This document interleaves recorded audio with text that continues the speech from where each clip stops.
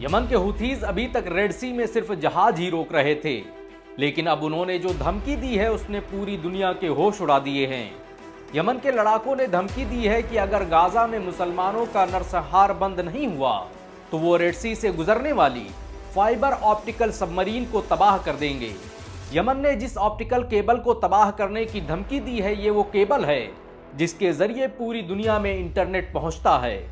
Yemen के हुथियों ने जिस बाबल मंदब पर कब्जा किया हुआ है उसके नीचे से 20 ऑप्टिकल केबल निकलती हैं और अगर ये काट दी गई तो पलक झपकते ही पूरी दुनिया में इंटरनेट और मोबाइल सेवाएं ठप हो जाएंगी।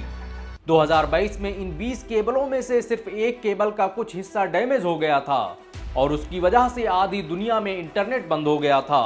तो सोचिए अगर ये सभी 20 ऑप्टिकल केबल काट दिए गए तो पूरी दुनिया का क्या हाल होगा। याद रहे कि कुछ दिन पहले यमन ने धमकी दी थी कि अगर हम अपनी औकात पर आ गए तो पश्चिमी देशों को पत्थरों के युग में पहुंचा देंगे।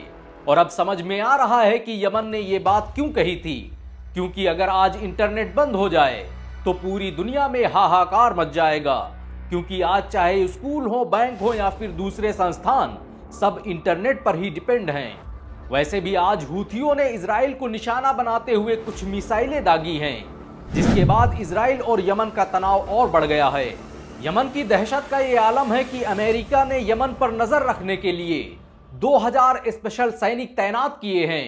यमन के लाल सागर पर कब्जा करने के बाद अब जहाजों को यूरोप से अफ्रीका पहुंचने के लिए 13,000 किलोमीटर ज्यादा चलना पड़ रहा है, जिसकी वजह से पूरी दुनिया में तेल की कीमतें बढ़नी शुरू हो गई हैं। कल हुथीज लड़ाकों की 3 नाव अमेरिकी सेना ने डुबो दी थी, जिसकी वजह से 10 लोगों की मौत हो गई।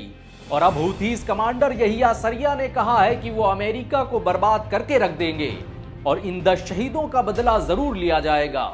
अगर कोई अरब देश बीच में आता है तो इसके लिए वो खुद जिम्मेदार होगा। इस वक्त अमेरिका और इजराइल पर चारों तरफ से मार पड़ रही है। इंटरनेट को शटडाउन करने की धमकी के बाद अब रूस और चीन ने डॉलर के बजाय अपनी करेंसी में कारोबार करने का फैसला किया है, जिससे अमेरिका को अरबों डॉलर का नुकसान होने वाला है। रूस की अगर बात करें तो उसके बारे में यह भी कहा जा रहा है कि उसने हमास को अपने लेटेस्ट हथियार और कुछ मिसाइलें दी हैं, जो बताता है कि यह जंग अब सिर्फ गाजा में नहीं लड़ी जा रही, बल्कि हर देश अपने तरीके से इसमें हिस्सा ले रहा है। अमेरिका बड़ी शान से लाल सागर में अपने युद्धपोत लेकर आया था कि वो हुथियों को तबाह बर्बाद कर देगा, लेकिन अब हालात ये हैं कि अमेरिका को खुद लाल सागर छोड़कर भागना पड़ा है। ईरान ऑब्जर्वर ने एक खबर पब्लिश की है कि अमेरिका के 2 युद्धपोत लाल सागर छोड़कर वापस जा चुके हैं। मतलब साफ है कि अमेरिका को भी महसूस हो गया है कि वो हुथियों से जीत नहीं सकता। एक और बड़ी अपडेट सामने आ रही है कि साउथ अफ्रीका ने इंटरनेशनल क्रिमिनल कोर्ट में इजराइल के खिलाफ मुकदमा दर्ज करवाया है।